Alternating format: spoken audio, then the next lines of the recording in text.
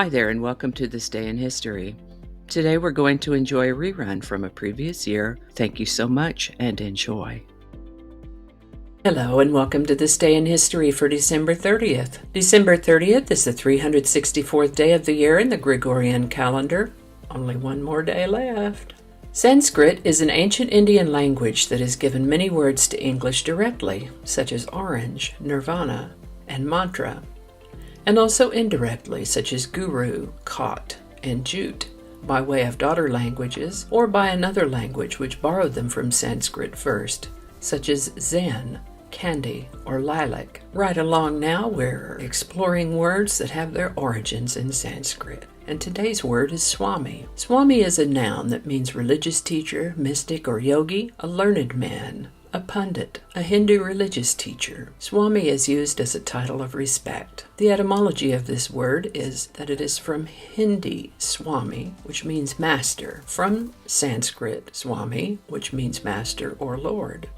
Ultimately, it's from an Indo-European root, from which we also get the words self, sibling, suicide, secret, sober, sullen, idiot, and the Irish Sinn Féin, which means literally, we ourselves. The earliest documented use of this word is 1773. And with that, we're going to start in the year 1853, when the southern U.S. border was established. James Gadsden, the U.S. Minister to Mexico, and General Antonio Lopez de Santa Anna, the President of Mexico, signed the Gadsden Purchase in Mexico City. The treaty settled a dispute over the location of the Mexican border west of El Paso, Texas, and established the final boundaries of the southern United States. For the price of $15 million, later reduced to $10 million, the United States acquired approximately 30,000 square miles of land in what is now southern New Mexico and Arizona. Prime Minister Hideki Tojo was born on this date in 1884. You might remember we spoke of him earlier this month when he was executed. General Tojo had been one of the most outspoken proponents of preventative war against the United States. He also oversaw the systematic massacre and starvation of civilians and prisoners of war, never a winning proposition. The Iroquois Theater was designed by Benjamin Marshall in a Renaissance style and was highly luxurious. It had been deemed fireproof upon its opening in 1903. In fact, George Williams, Chicago's building commissioner, and fire inspector Ed Laughlin looked over the theater in November of 1903 and declared that it was fireproof beyond all doubt. They also noted its 30 exits, 27 of which were double doors. However, at the same time, William Clendenin, the editor of Fireproof magazine, also inspected the Iroquois and wrote a scathing editorial about its fire dangers, pointing out that there was a great deal of wood in the trim, and no fire alarm,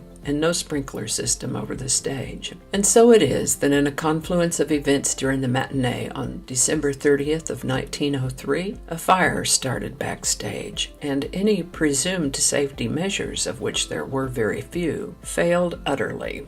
The 27 doors mentioned previously were all locked, for example. More than 600 people died. Several people were charged with various crimes in relation to this event, but the only one who actually served any jail time was the bartender, who relieved the deceased of their money and valuables when his bar was used as a makeshift temporary morgue. American actor, singer, television personality, and beauty pageant host Bert Parks was born on this date in 1914. He emceed the Miss America pageant for many years and would sing "There She Is, Miss America" when the new Miss America. Bert Parks died in 1992 at the age of 77. Sometime over the course of the night and the early morning of December 29 and 30 of 1916, Grigory Efimovich Rasputin, a self-proclaimed holy man, was murdered by Russian nobles eager to end his influence over the royal family. They first tried to poison him, and he seemed completely unaffected by this, and then they shot him, and then he revived from that, so then they beat him and threw him in the river, where he was found later frozen. On December 30th of 1922, the USSR was established. In post-revolutionary Russia, the Union of Soviet Socialist Republics, USSR, was established, comprising a confederation of Russia, Belarusia, Ukraine, and the Transcaucasian Federation, divided in 1936 into the the Georgian, Azerbaijan, and Armenian republics. Also known as the Soviet Union, the new communist state was the successor to the Russian Empire and the first country in the world to be based on Marxist socialism. Bo Diddley was born on this date in 1928. He influenced many artists, including Buddy Holly, Elvis Presley, the Beatles, the Rolling Stones, the Animals, and the Clash. He lived to the age of 79. This is the birthday of the musical artist Skeeter Davis.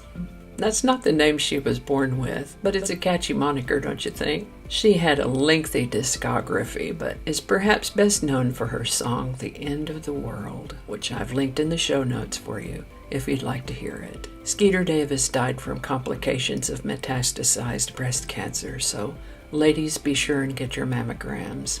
She was 72.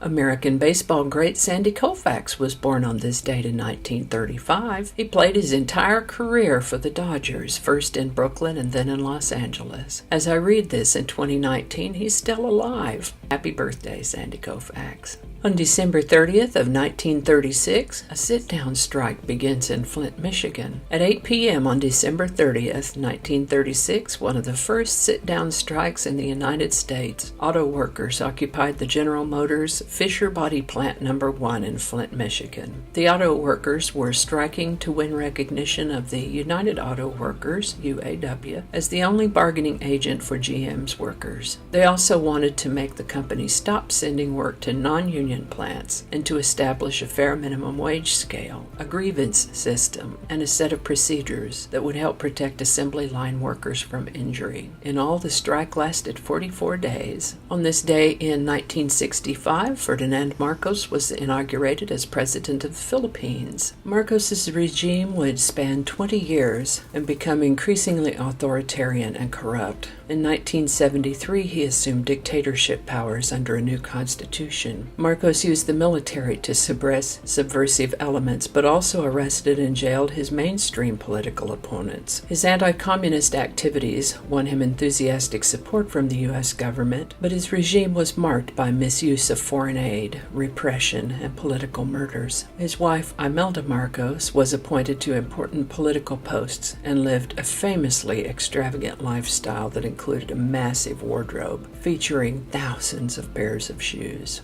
And not cheap ones if I remember correctly. Within a year they'd be big, within 2 they'd be huge, and within 3 they'd be the biggest band in the world. But on December 30th, 1968, the quartet of British rockers preparing for their 5th ever gig in the United States were using propane heaters to keep themselves and their equipment warm while they waited to go on as the opening act for Vanilla Fudge at a concert in a frigid college gymnasium in Washington State. We're talking about Led Zeppelin, and someone had a tape recorder with them, and that is the first known recording of Led Zeppelin. December 30th seems to be a good day for music artists' birthdays. Michael Nesmith, Davy Jones, Patti Smith, Jeff Lynne, Del Shannon, and several others were born on December 30th in different years. And that's all I have for you today. As always, links to my research are included in the show notes. Thank you so much for watching.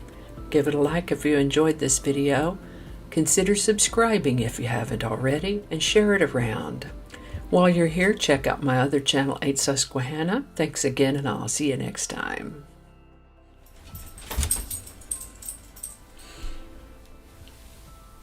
Authoritarian and corrupt. My salmon's done. I'll be right back. Barking dog. Alrighty.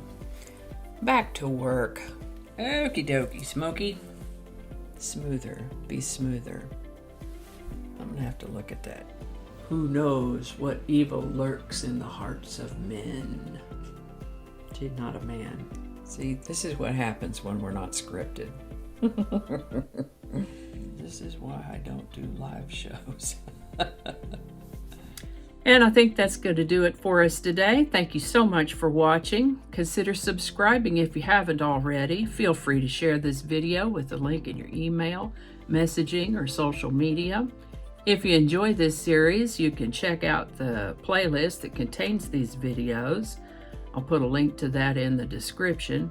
That description lives on YouTube, so for other platforms, I'll include a link to my blog page that is called No Really. You can also find me on Rumble, Parler, BitChute, and Getter. All those links in that description. Alrighty, that's all I can think of right now. Thanks again, and I'll see you next time.